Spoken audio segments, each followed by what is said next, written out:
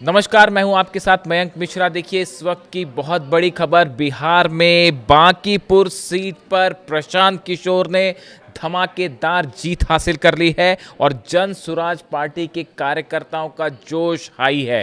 देखिए जिस तरह से काउंटिंग शुरू हुई, पहले कांटे का मुकाबला देखने को मिला, लेकिन जैसे जैसे मतपेटियां खुलती रहीं और ईवीएम्स खुलती रहीं, उसके बाद प्रशांत किशोर ने एक बड़ी बढ़त बना ली और आखिरकार प्रशांत किशोर का पहला चुनाव जो उन्होंने लड़ा अपने जीवन का, उसमें जीत हासिल कर ली।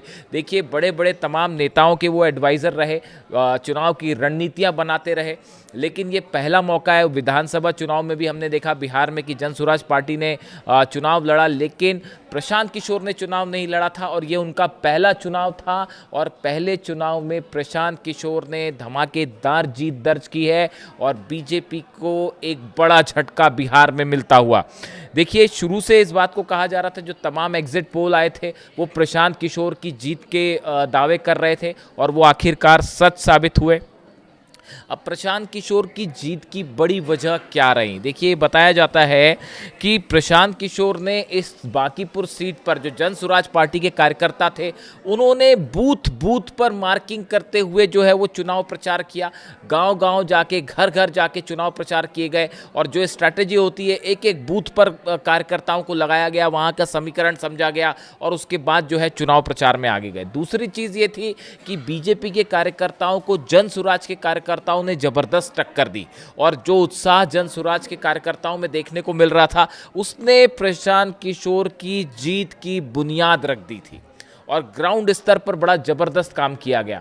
इसके साथ आप देखिए जन स्वराज पार्टी का जो संगठन था, जिस तरह से विधानसभा चुनाव के दौरान हमने देखा, उसके मुकाबले संगठन के स्तर पर प्रशांत किशोर ने काफ़ी काम किया, अपनी टीम को मजबूत किया, जो कमजोरियां थी उसको छोड़ा गया, उसको पीछे छोड़ते हुए जो है आगे बढ़ा गया।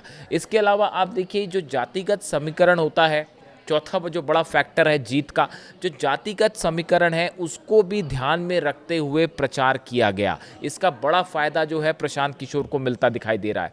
इसके अलावा देखिए एक और जो बड़ी वजह है, प्रशांत किशोर अपनी, ये बात एक बार फिर साबित हुई, तमाम नेताओं का ऐसा, जो पॉलिटिकल एक्सपर्ट्स हैं उनका ऐसा मानना था कि अगर प्रशांत किशोर खुद चुनाव लड़ते, विधानसभा चुनाव के दौरान अगर खुद लड़ते तो शायद फ़ायदा होता, लेकिन उन्होंने खुद चुनाव नहीं लड़ा और अपनी पार्टी को उन्होंने मैदान में उतारा, इसका नुकसान हुआ। लेकिन इस बार चूंकि वो खुद मैदान में थे तो उनकी छवि का सीधा डायरेक्ट फ़ायदा उनको मिला। तो ये 5 ऐसी बड़ी वजह हैं जिसके चलते प्रशांत किशोर को बड़ी जीत मिली है और ये बिहार के चुनाव में देखिए प्रशांत किशोर की जीत के बाद विधानसभा में अब वो होंगे। ये एक चुनाव में बिहार की सियासत में एक बड़े मोड़ के रूप में देखा जा रहा है।